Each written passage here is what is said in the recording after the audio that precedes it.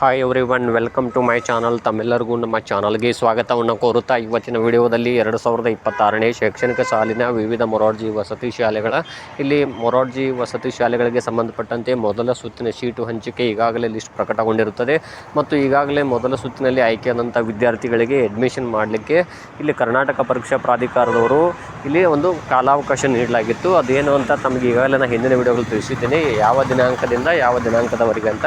ಮತ್ತು ಮೊನ್ನೆಯ ದಿನಾಂಕ ಅವರು 25ನೇ ಮೇ 2026ರಂದು ಏನು ಅಂದರೆ ಮೊದಲ ಸುತ್ತಿನಲ್ಲಿ ಆಯ್ಕೆಯಾದಂತಹ ವಿದ್ಯಾರ್ಥಿಗಳಿಗೆ ಒಂದು ಕಡೆಯ ದಿನಾಂಕವನ್ನು ಕೊಟ್ಟಿದ್ದು ಅದನ್ನು ರಿಮೂವ್ ಮಾಡಿದ್ರು. ಆ ಒಂದು ಆದೇಶವನ್ನು, ಆ ಪ್ರಕಟಣೆಯನ್ನು ಇದೀಗ ಮತ್ತೆ ಅದನ್ನೇ ಅವರು ಓಪನ್ ಮಾಡಿರ್ತಾರೆ. ಅಂದರೆ ಅವರು ಕೊಟ್ಟಿರುವಂಥ ದಿನಾಂಕ ಮೇ 30, 2026ರಂದು ಕಡೆಯ ದಿನಾಂಕ ಅಂತ ಅವರು ಕೊಟ್ಟಿರ್ತಾರೆ.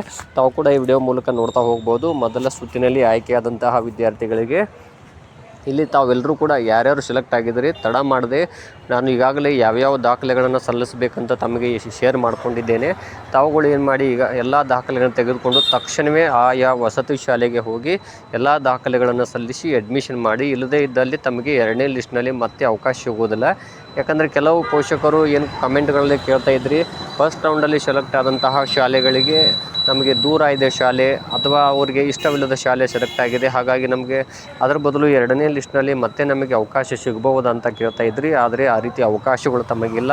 ಸೆಕೆಂಡ್ ರೌಂಡ್ ಕೌನ್ಸಿಲಿಂಗ್ ಲಿಸ್ಟ್ ಯಾವ ರೀತಿ ಇರುತ್ತೆ ಅಂದರೆ, ಮೊದಲ ಸುತ್ತಿನಲ್ಲಿ ಆಯ್ಕೆಯಾದಂಥ ವಿದ್ಯಾರ್ಥಿಗಳು ಅಡ್ಮಿಷನ್ ಮಾಡದೇ ಇದ್ದಲ್ಲಿ ಆ ಸೀಟುಗಳು ಮತ್ತು ಇನ್ನೂ ಖಾಲಿ ಉಳಿದಾವೆ, ಸಾಕಷ್ಟು ಪೋಸ್ಟ್ಗಳು ಸ್ಟೂಡೆಂಟ್ಸ್ಗಳಿಗೆ ಸೀಟುಗಳು ಖಾಲಿ ಉಳಿದಿದ್ದಾವೆ. ಆ ಎಲ್ಲ ಸೀಟುಗಳನ್ನು ಕ್ರೋಢೀಕರಣ ಮಾಡಿ ಸೆಕೆಂಡ್ ಲಿಸ್ಟನ್ನು ಬಿಡುಗಡೆ ಮಾಡ್ತಾರೆ. ಅದು ಹೇಗಿರುತ್ತೆ ಅಂದರೆ, ಶಾಲಾವಾರು ಆದ್ಯತೆ ಮತ್ತು ಅವರು ಪಡೆದುಕೊಂಡಂತಹ ಒಂದು ಮೆರಿಟ್ ಅಂದರೆ ಪಡೆದುಕೊಂಡಂಥ ಅಂಕಗಳು ಹಾಗೂ ಅವರ ಒಂದು ಮೀಸಲಾತಿ, ಇವು ಮೂರುಗಳ ಆಧಾರದ ಮೇಲೆ ಸೆಕೆಂಡ್ ಲಿಸ್ಟನ್ನು ಬಿಡುಗಡೆ ಮಾಡ್ತಾರೆ. ಆದ್ದರಿಂದ ತಾವ್ಯಾರೂ ಕೂಡ ಫಸ್ಟ್ ರೌಂಡಲ್ಲಿ ಸೆಲೆಕ್ಟ್ ಆದಂಥ ವಿದ್ಯಾರ್ಥಿಗಳು ಆದಷ್ಟು ಅಡ್ಮಿಷನ್ ಮಾಡುವುದು ಸೂಕ್ತ.